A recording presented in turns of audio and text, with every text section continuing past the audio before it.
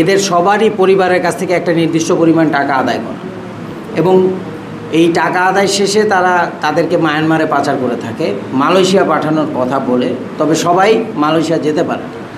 তো আমরা যতটুকু আমাদের তদন্তের স্বার্থে প্রকাশ করা সম্ভব সেটা হচ্ছে মায়ানমারে কিছু সংখ্যক যাদের আরও আর্থিক সামর্থ্য আছে, এদের কিছু সংখ্যক মালয়েশিয়ায় যেতে পারে, এবং তারাই বেসিক্যালি পরবর্তী যে টার্গেট থাকে তাদেরকে প্রলোভন দেখানোর সময় তাদের উদাহরণটাকেই সামনে আনা হয়। অনেক ক্ষেত্রে সেই ভুক্তভোগী এদের সাথে, যেহেতু এদের একটা চক্র মালয়েশিয়া অবস্থান করে, তাদের কথা অনুযায়ী নতুন যে সকল লোক থাকে তাদেরকে আশ্বাস প্রদান করে যে এদের মাধ্যমে একটা উন্নত ভবিষ্যৎ পাওয়া সম্ভব।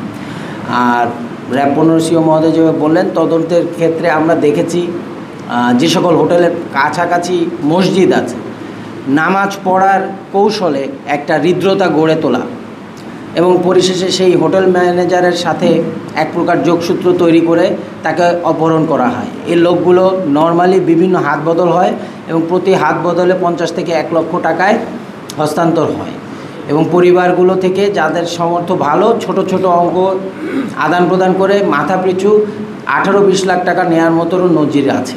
কালকে দুর্গম পাহাড়ি এলাকায় লুকিয়ে থাকা মানব পাচারকারী চক্রের মূল আস্তানায় চরম আঘাত হানতে সক্ষম হয়েছিল। এই অভিযানে শুধু অপরাধীদেরই ধরা হয়নি, অক্ষত অবস্থায় উদ্ধার করা হয়েছে পাচারকারীদের হাতে বন্দী অসংখ্য ভিকটিমকেও। এই আভিযানিক সাফল্য মানব পাচারকারীদের প্রতি একটি কঠোর সতর্কবার্তা।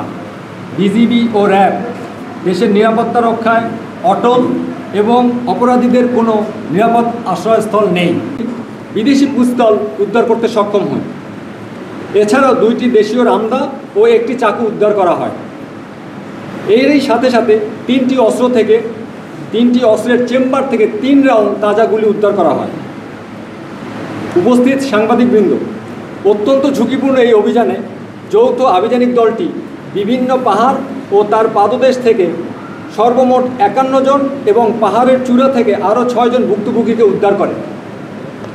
একই দিন আমাদের 2 বিজিবির দমদমিয়া বিওপির দায়িত্বপূর্ণ বড়ইতলি এলাকা থেকে আরও 4 জনকে উদ্ধার করা হয়। সামগ্রিকভাবে গত 2-3 দিনের এই যৌথ অভিযানে সর্বমোট 84 জন ভুক্তভোগী পাচারকারীকে উদ্ধার করতে আমরা সক্ষম হই। এর মধ্যে 18 জন বাঙালি এবং 66 জন রোহিঙ্গা। বর্তমানে এই অভিযানে গ্রেপ্তারকৃত 3 জন আসামির বিরুদ্ধে প্রচলিত আইনে স্থানীয় থানায় মামলা দায়ের করা হচ্ছে এবং তাদের হস্তান্তরের প্রক্রিয়া চলমান।